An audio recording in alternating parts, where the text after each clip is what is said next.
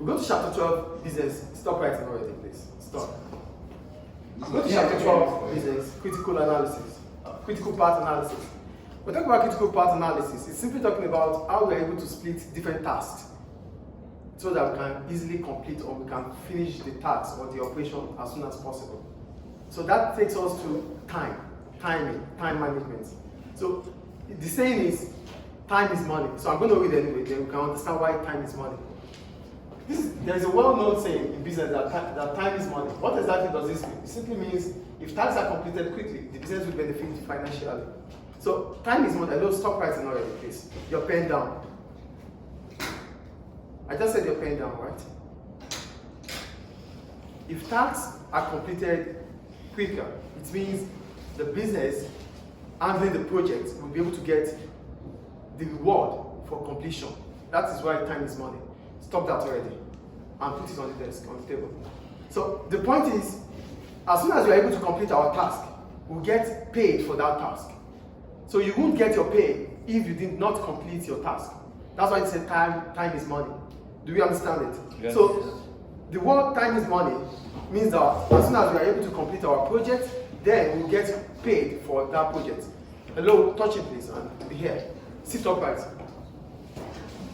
So, one established method to justify the above statement is through CPA, critical path analysis. Put that down. Critical path analysis. It's a technique which makes the network diagrams needed to complete a task. So we need a network to be able to split our tasks. As soon as we are able to split those tasks, we will be able to know when to finish our operations. So we have countless of tasks to finish. It's a project. And as soon as we have this project with us, it is important to split them on tasks so that we can know the time frame to finish the task. That is why we have critical path analysis. How we're going to finish off our projects. So what are the importance of the uses of CPA? The first one, it is a helpful task. It's a helpful tool when managing projects that can last for a longer period of time. Some projects, they last months, they last years, even 2 years, 3 years, and so on. So if you don't have a critical path analysis on how to split the task, it might be difficult to know when you finish the task, and you might have wasted a lot of money on it. So the point is, if the project is going to last longer before the completion, you need to put it in a critical path analysis. You need a network diagram to show what to do at each point in time. That is what task simply means. What do we do the first stage? What do we do the next stage? As soon as the next stage is completed, what next should we do? So if you are able to put this plan on ground, it allows you to know the exact time you will be able to finish the task. So that is why we need critical path analysis. So the first reason why we need critical path analysis is that it allows us to understand how long we're going to use in finishing or executing a project. Do you understand the first point about critical path analysis? Yes. The CPA splits our task on how it should be completed. So one of the importance of using CPA is that it allows us to be able to split that task, to know the time that we're going to finish it, especially for projects that last longer. Stop that already. The second uses, a project with hundreds or thousands of tasks can be planned, organized, and managed with its resources. So we know when we have projects, they need to be executed. If we have thousands of tasks to complete those projects, it means, like construction, especially construction. That's why when you look at construction of bridge, it takes years, yes or no? Yes. It takes years, isn't it, please? Yes. So if they don't have a critical path analysis for it, they won't know how to manage the resources. Do you get the point I'm making here? Yes. So that's why you will see them, the first stage of the project, you will see that every time there are different people, there are different machines, there are different resources used at any point in time. They have already aligned the task. Sorry, please. They already aligned the task. They've already aligned the task based on when to complete it. Tell him to put his head up, please.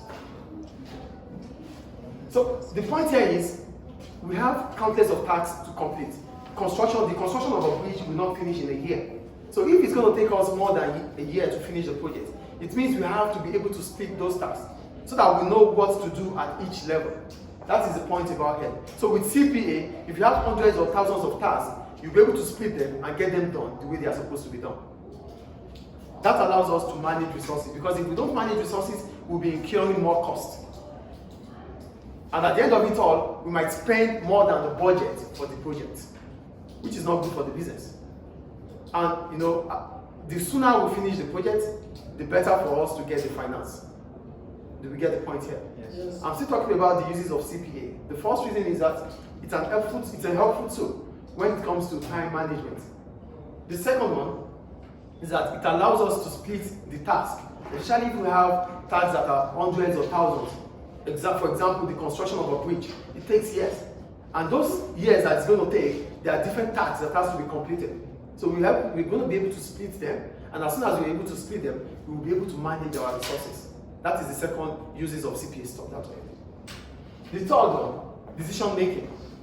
Through estimating the length of time to complete a project, the CPA might allow the deadlines to be met effectively, as it's an objective approach. When you use CPA, it simply means you are using a scientific or quantitative approach, which means we'll be able to know, based on past results or past events, when the task can be finished. Get the point here. The approach here is we have information about the past. Oh, we are constructing a bridge in Suraj. Last year we constructed the same bridge in Janzo. So the experience of last year can be used to determine the length of time it's going to take to complete this task, because it's the same length of bridge. Do you understand the scientific approach here? Yes. So what I'm saying in essence is that because we already did the same task before or previously, it could allow us to make a quicker and objective decision towards the new project. That's what decision making is about. You can't make decisions if you don't have. Hello, can you just stop this next place? Stop, it's noise. You can't make, as soon as you have a project, you need to make a decision about the project. So